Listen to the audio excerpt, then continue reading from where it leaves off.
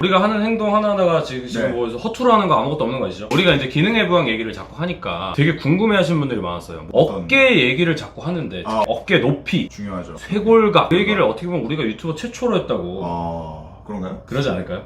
우리가 이제 기능해부학적인 이론적으로만 이야기를 해보면은 어깨가 높으면 상체 기능을 잘할 가능성이 높다였어요, 우리의 이론이. 그죠? 그래서 축구 선수들 보면 이제 어깨 높은 선수들이 뭐 달리기도 잘하고 이제 체간 안정성, 뭐 몸싸움 이런 것도 잘한다 막 이런 얘기를 했었잖아요. 되게 재밌는 사실 하나 발견했어요. 야구 선수들 있잖아요. 야구 선수. 제가 LA에 왔으니까 또 이제 LA 다저스 얘기를 안 할 수가 없는데 우리 한류 스타 류현진 선수 아니겠습니까? 류현진 선수를 보면서 제가 뭘 느꼈냐면 우리가 이제 어깨 높이 그 기능해부학적으로 얘기를 했잖아요. 네. 어깨 높이가 불균형이 있더라고요. 투수들은 그럴 수 있어요. 좌투, 좌타, 뭐 우투, 우타 쓰는 팔이 극명하게 갈리는 스포츠라서. 근데 축구 선수들 하체 밸런스 보면 거의 완벽한 경우가 되게 많잖아요. 야구 선수는 사실 반대 손을 아예 쓰지 않잖아요. 류현진 선수 같은 경우에는 왼손잡인가요? 네, 야구를 할 때 왼손을 쓰는 거죠. 왼쪽 어깨가 좀 높이가 낮죠, 오른쪽에 비해서. 좌완이어서 그런 건데 볼을 앞으로 던질 때 수축되는 근육이 상완이두근이나 뭐 전면 삼각근이나 대흉근 이런 것들이 적극적으로 수축을 한다고 네. 봤을 때 이제 점점 앞으로 찌그러질 수밖에 없는 거죠. 이렇게 되는 거구나. 네, 어떻게 보면 야구 선수로서 당연한 운명인 거고, 커쇼 선수 같은 경우는 왼쪽이 심하게 찌그러져 있고 그러더라고요. 그런 것들 때문에 이제 부상이 많았을 수 있죠. 류현진 선수는 이제 뭐 수술도 했었죠. 슬랩 병변으로 인해서도 고생을 한 걸로 알고 있습니다. 어깨가 낮잖아요, 지금 높이가. 네. 기능해부학적인 관점에서 봤을 때는 이거는 약증이잖아요. 안 좋은 거잖아요. 앞쪽으로 많이 쓰는 손이 대흉근 기능이 좀 우수한 경우에는 앞으로 찌그러지면서 떨어지는 경우도 있습니다. 이렇게 되는 거구나. 계속 앞으로 던지는데 앞으로 찌그러뜨리는, 앞으로 보내는 동작을 했을 때 앞쪽에 있는 근육이 수축을 잘 해서 앞으로 어깨 관절이 나갈 수밖에 없다는 것은 그냥 뭐 정해진 수순 같은 거죠. 팔꿈치는 왜 다치는데요? 어깨가 안정적이지 못할 경우에, 지금 왼쪽 어깨처럼 제 위치를 찾지 못할 경우에 어깨가 과사용되었을 시 팔꿈치를 쓰기 시작한다. 쓰다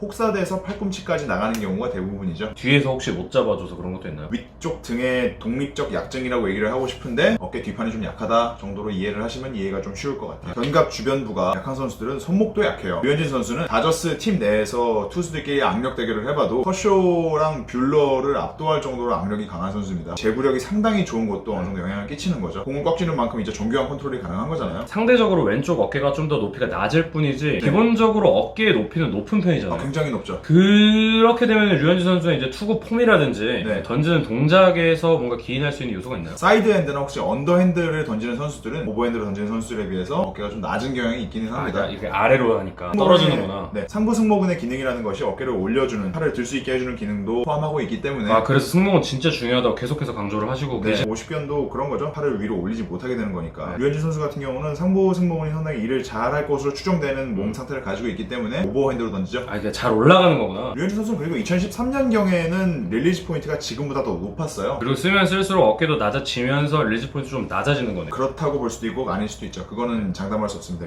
승모와 어깨의 관련성에 대해서 영상을 보신 여러분들이 직접 체험해볼 수 있는 거는 어깨를 최대한 낮추고 팔을 들어버려요. 안 올라가고 여기서 막 걸리거든요. 회전근이라고 하나요, 여기? 거기는 회전근이 아니고요. 견쇄관절이라 그래서 견봉. 제가 할게요. 이 견쇄관절이라 그래서 이제 견봉에서 이게 막히거든요. 견봉에서 막히지 않습니다. 어쨌든 여기서 막힌다고.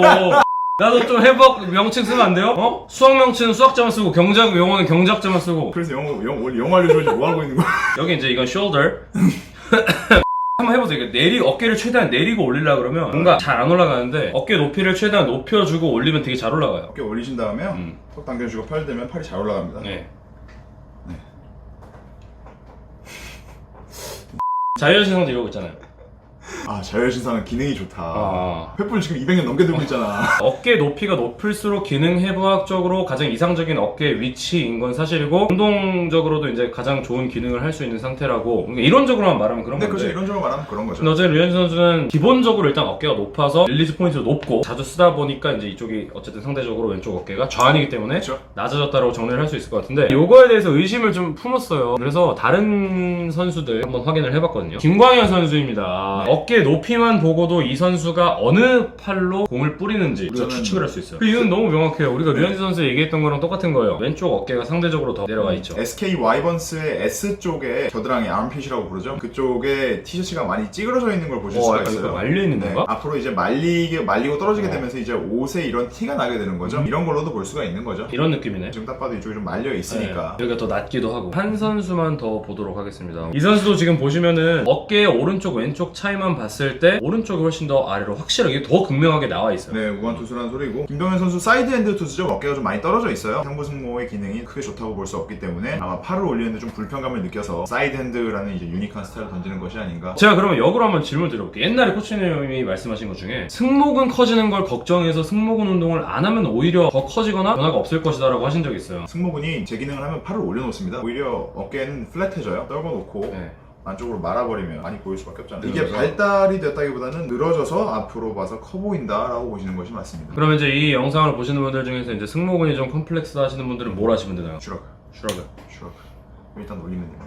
그리고 류현진 선수가 그래도 파이어볼러 스타일이 아니라서 지금 성공적으로 복귀를 한 거지, 파이어볼러 스타일이었다면 지금과 같은 성공적 복귀가 아마 좀 어렵지 않았을까.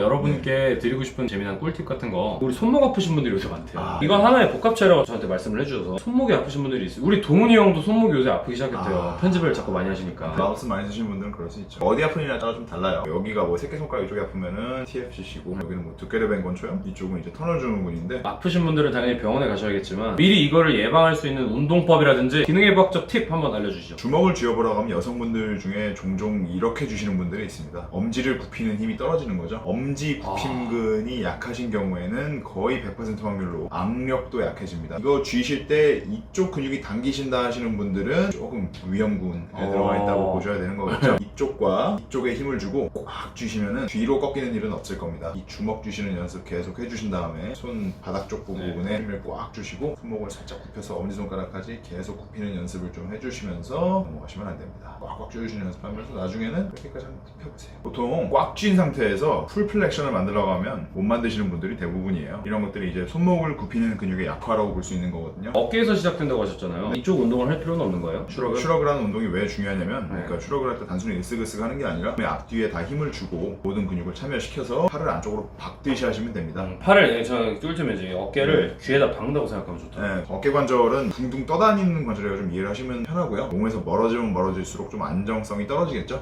그래서 이제 오늘은 야구 선수들의 어깨가 한쪽이 왜 낮을까 기능 해부학적인 차원에서 알아보면서 어깨와 팔에 대해서 조금 알아보았습니다. 이런 부분들을 참고해보시면서 자신의 어깨 위치도 한번 거울을 보시고 빨개 벗고 거울 앞에서 자가 진단을 한번 검사를 해보시는 거 너무 좋을 것 같아요. 자기 몸 아는 거 너무 좋잖아요. 굳이 벗어야 될까요? 나를 알아가는 시간. 목이 아프다든지 뭔가 손목이 하고는 이게 팔꿈치가 약간 그 문제가 있으시면은 운동을 하시건 치료를 하시건 이제 전문가의 도움을 받는 것이 좋습니다. What's the trick? I wish I knew.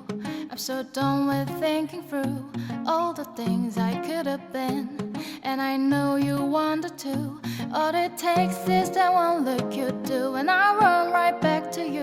You cross the line, and it's time to say F you.